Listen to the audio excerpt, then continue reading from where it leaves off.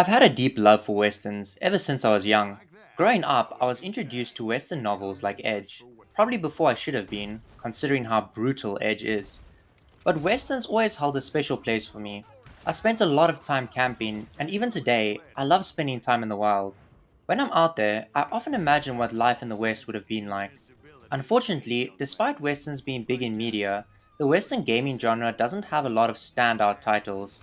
Of course, you have Red Dead Redemption 1 and 2, but beyond that, there aren't many western games that have gained widespread popularity.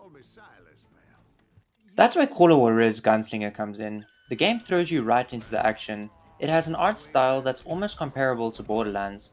That's why it still looks pretty decent today. From the very start, the game makes you feel like a total badass.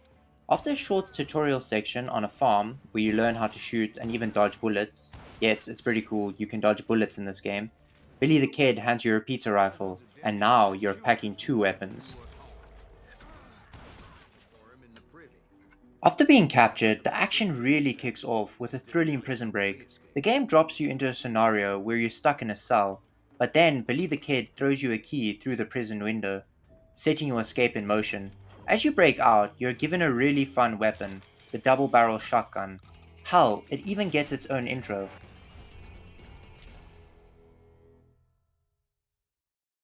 What makes this part so awesome is how the game sets up the first three enemies. One of them runs down the stairs, and the other two are running down a narrow hallway, so it's nearly impossible to miss them. Blasting them with a shotgun feels so crunchy and satisfying. Even though it's just a couple of enemies, the shotgun makes you feel like a powerhouse. It almost reminds me of how you get the shotgun in Bioshock, but this being much, much more basic than that. From there, you're running across rooftops and moving through this small, condensed town. It almost feels like the game wants you to keep using the shotgun, and it's hard not to because it's just so much damn fun. After moving through the town, you're stopped by Bob Olinger, who challenges you to a duel. You win.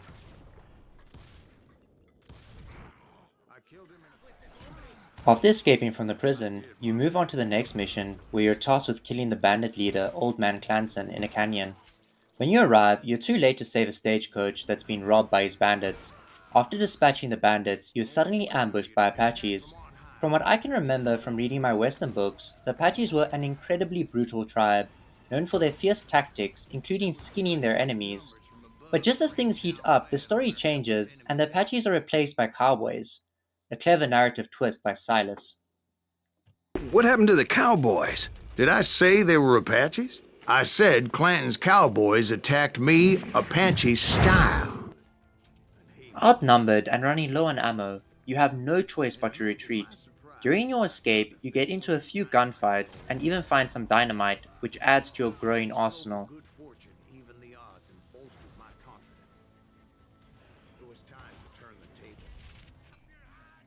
The game also introduces its first boss fight here, Old Man Clanton. It's not overly complicated, but definitely a nice change of pace. He has a Gatling gun and tries to mow you down while you have to move from cover to cover until you get close enough to take him out.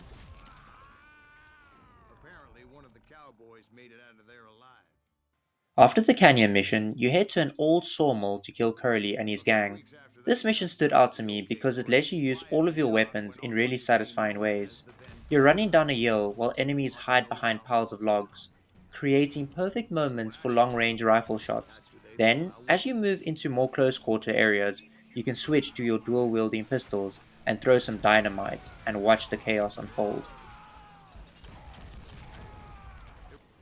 The boss fight in this mission is also pretty unique. It takes place in a maze of piled up planks, and Curly consistently shifts positions, keeping you on your toes as you try to outmaneuver and take him down.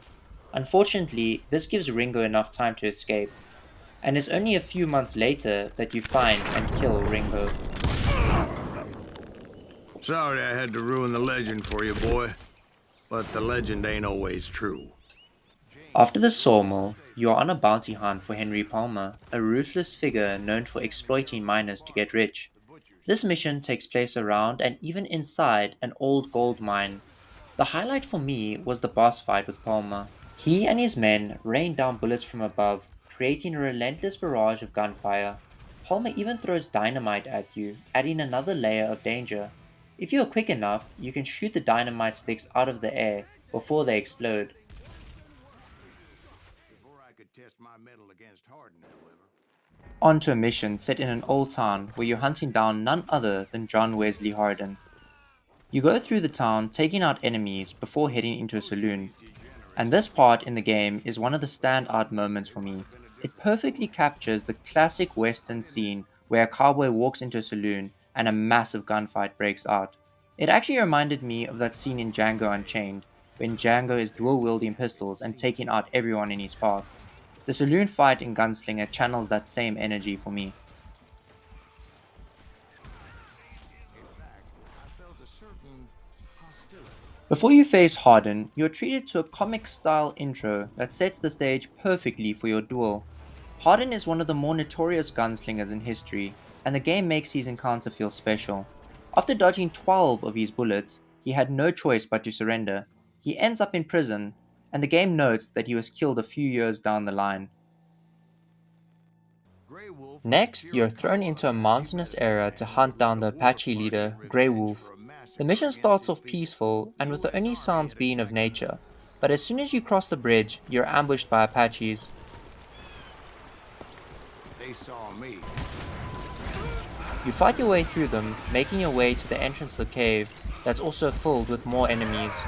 As you battle Apaches through the cave, there are enemies that are hidden and you take them out with quick time events. There are a To lot be of quick time honest, events in I this was more mission. concerned with the live ones than the dead ones.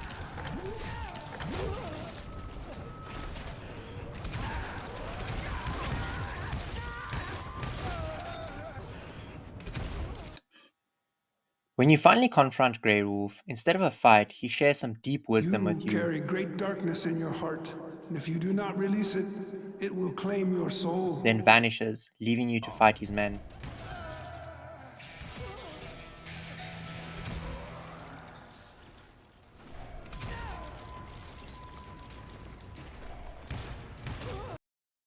After dispatching them, Silas changes the story to help you climb up a ledge. Didn't see any way out of this trap. But suddenly, one just appeared. Kind of like a miracle. But no You way find in hell yourself I was chasing Grey turning Wolf back. along the side of a river, jumping over gaps. I chased Just when you after think him, you're closing determined to in, make you're him ambushed by explain that 100 of we... his men. Or at least, that's how Silas tells it. After dealing with them, a hidden path suddenly reveals And in the itself. end, a path appeared before me that I had not seen before. It's like that Grey son of a Wolf bitch rushes forward, disappeared into thin air. seemingly transforming into an actual wolf before disappearing.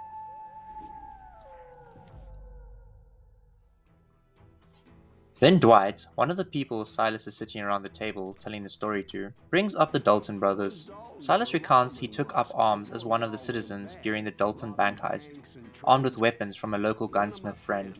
According to Silas, he stormed through the bank, taking down the Daltons and their men in a fast and furious shootout. Well, the locals recognized the Daltons right off.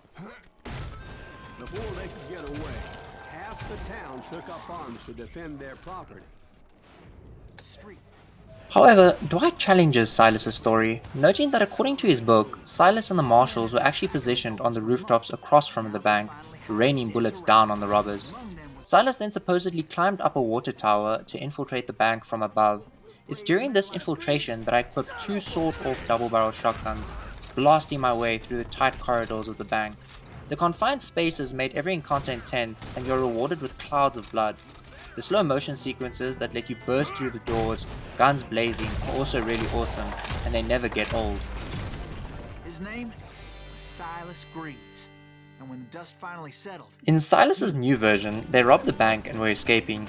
The mission then has you chasing down the Dalton brothers through the town, battling their henchmen along the way. Friends came after At me one like point, the Daltons tried to kill you with a Truth trap in by me, rolling logs they down the set a trap mountainside. to slow me down But and allow all you at have to least do two of is them stand to the escape. right. The third After a brother relentless stayed behind to pursuit, plan me, you catch just up in to the case gang, I but drove only off. one Dalton brother stays behind to fight you. I ruined him with my dual shotties. Despite being shot 23 But Emmett times, Dalton he somehow survived survives. the robbery in Coffeyville. He's the only Dalton who did. they say he was shot 23 times. Well, Dwight, who do you think put all those damn... You continue your hunt for the remaining Dalton brothers in a swamp while local vigilantes help you. The swamp was surprisingly beautiful, with an eerie atmosphere. I enjoyed facing the tougher enemies here. They were just stronger variants of the usual ones, but they provided a good challenge. The shielded enemies especially were interesting. You couldn't just shoot the obvious weak spots, which forced me to think on my feet.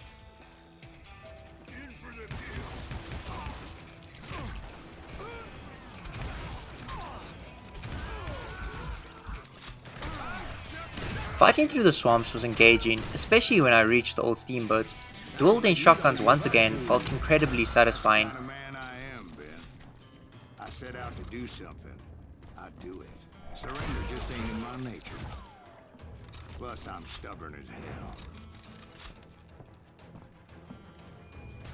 But things took a turn when I was knocked out by an ally turned enemy. Waking up on the burning boat, I found myself mantling a Gatling gun, and it was absolute chaos. There were no cooldowns or real threats, just a chance to mow down waves of enemies. It was mindless fun.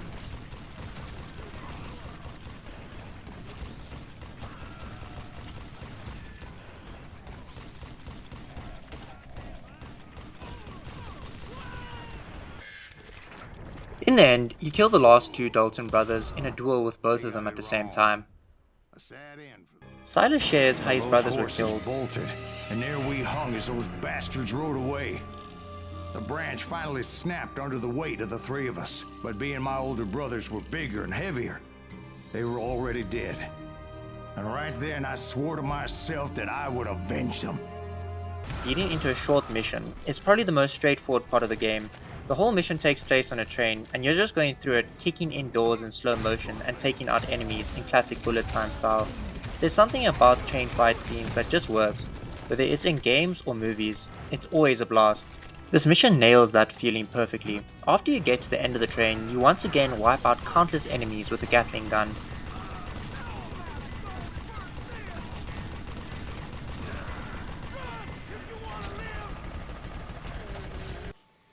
And then you have a duel with Flat-Nosed Curry.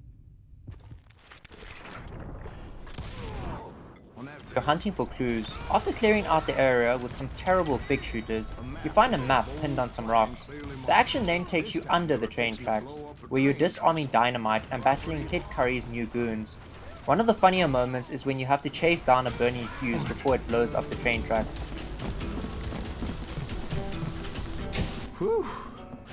Of course, I was successful, or clearly I wouldn't be talking to you folks here today. Then comes the boss fight with Kid Curry, who's armed with a Gatling gun, much like the old man in the canyon. But this time, there's less cover and even more enemies. Luckily you find some dynamite and use it to draw him out by destroying his Gatling gun, which is also armored. After defeating him, he reveals where Bob went but tries to shoot you one last time. You manage to dodge and take him out for good. Those were his last words. After that, you're thrown into a proper train mission. This time, the train is moving, making the previous one feel like just a warm-up. It's a similar setup, you're just fighting through the train cars, but with way more enemies, like 10 times more. It's a blast.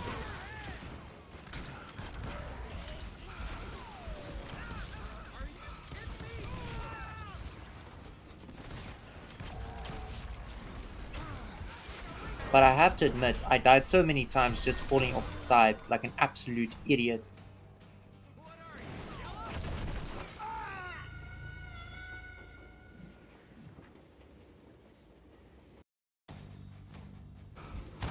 As you fight your way through, the tables turn, and this time you face a boss wielding a Gatling gun, like so many times before. And he was brutal. He took me out at least 10 times. I finally managed to take him down by spamming dynamite, which felt pretty satisfying after all the failed attempts.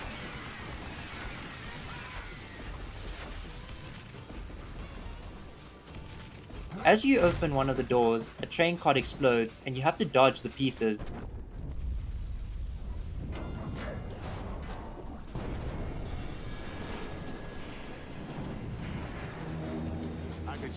Then you're up against Jesse, but instead I of didn't killing kill him, Jesse you only James. injure him. Just wounded him bad enough to convince him to hang up his guns. After the showdown with Jesse, you set out to track down his brother Frank and that bastard Jim. But before you get to them, you're ambushed by a group of Indians. As I fought off wave after wave, Silas's voiceover takes a reflective turn. recalling the wise words of Grey Wolf from earlier. You carry great darkness in your heart, and if you do not release it, it will claim your soul. The weather even starts to match his mood, with dark clouds rolling in as Silas sings, a cool touch that adds to the atmosphere. Someone would pray. Could you wait to call me another day? As you walk up the mountain, you finally face Frank, but he's got the high ground, sniping at you with his rifle. It's a tense battle where you have to sprint from cover to cover, dodging his shots until you finally make it to his cabin. I stuck to my tried and true strategy of spamming dynamite. His whole cabin collapses down the mountainside.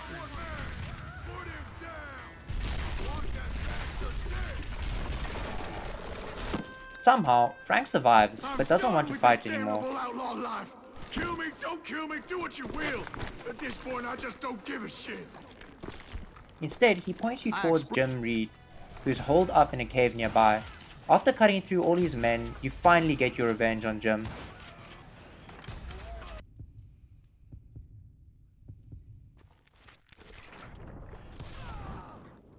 And repay him I did. Could have stopped. In the final stretch to get to Bob, you find yourself navigating a dense forest. Just when you think you're closing in, you get ambushed, leading to a chaotic shootout among the trees. Silas takes a moment to self-reflect, realizing that he's killed more men than Bob ever did. He acknowledges that Bob shaped the man he's become, alone and full of hate. By this point, most of your skills and weapons are upgraded, so it's all about using them effectively. You end up in an old wooden house where you're knocked out in a sudden attack. When Silas wakes up, things take a surreal turn as he starts seeing the ghosts of everyone he's killed. There was silence all around me. I could swear to God I saw Billy then. Billy who? Billy the kid. William Bonney. He was shooting at me from a rooftop. Here, there, and even over there. This part is actually pretty cool. Each attacks how they did when they were alive. Fighting through a cemetery, you have to use gravestones as cover, which becomes essential during a tough showdown with the Sundance Kid. He's a bullet sponge with a double-barrel shotgun, so you have to time your attacks while he's reloading. Just when you think it's over, Butch Cassidy shows up, turning it into a three-way duel. The whole duel feels like it's straight out of The Good, the Bad, and the Ugly. You've got to keep your eyes on both Butch and the Sundance Kid. Switching focus and building up your concentration, it's intense and requires good timing, but eventually you take them both down. Unfortunately, no Bob to be found.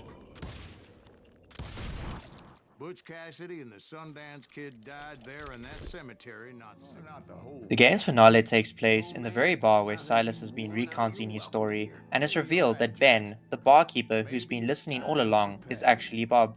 It's a pretty tense moment, especially when Bob tries to justify his actions, blaming his behavior on things like drinking. He doesn't outright beg, but you can sense his desperation, trying to convince Silas to spare him. I was a different man back then, crazy. Drinking, I changed my ways, I swear. But for me, after everything that happened, there was no way I was letting him walk away. Some sins can't be forgiven. I won't have it said that I left you with nothing.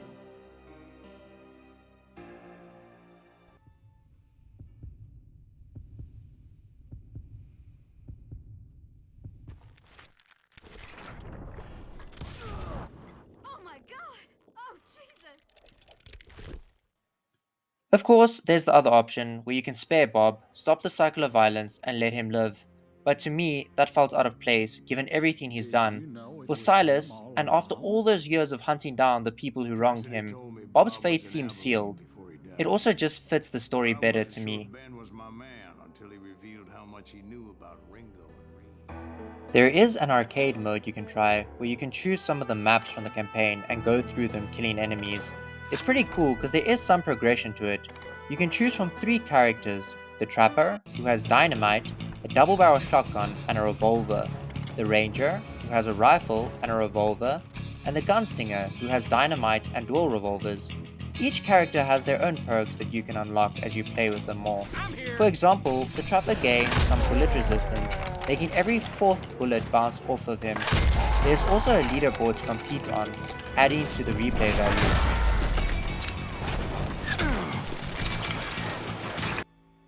The last mode is a duel mode, where you have 5 lives and face off against a series of 15 enemies, mostly ones you've already killed throughout the campaign. It's straightforward but fun, challenging you to see if you can make it through all 15 rounds without losing all your lives. If you do, it's game over and you start again. There are 3 difficulty levels in the game: Normal, Hard, and True West. For your first playthrough, I'd recommend starting on Normal to get used to the shooting mechanics and enjoy feeling like a badass as you progress through the game. Once you complete it, you'll unlock New Game Plus, which is where the real fun begins, especially on True West difficulty. I knew that going through that front door meant putting my True West changes up the gameplay significantly, making it feel much different than your first run. You can't be as reckless, there's no crosshair, and dual wielding pistols becomes much more challenging since you're not always sure where you're aiming. You'll need to rely on aiming down sights more and make strategic choices about which weapons to use. Plus, since you die much easier, making good use of cover is essential.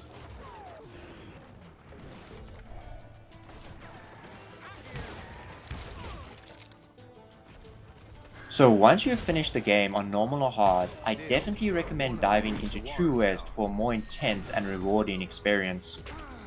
Not a bad idea. It would be a turkey shoot from up there. Garrett's posse? My time with Gunslinger was really enjoyable. You don't get many games like this anymore. It's pure fun, you feel like a badass and then it's over. It doesn't drag out endlessly, which is something I appreciate. That's why I often find myself going back to older games like Fear 2 or The Darkness. It also makes me excited for Space Marine 2, which everyone says has a more old school feel. Honestly, if it had been even 8 hours long, it might have been too drawn out. The game already reuses a lot of boss fights and doesn't offer much variation or options in combat, but for a 5-hour experience, that simplicity works perfectly. Just to clarify, this isn't a review, it's just my experience throughout the game. I apologize if I mispronounced any names or got any facts wrong. This is mostly a practice video for longer form content that I want to start making. I appreciate your understanding.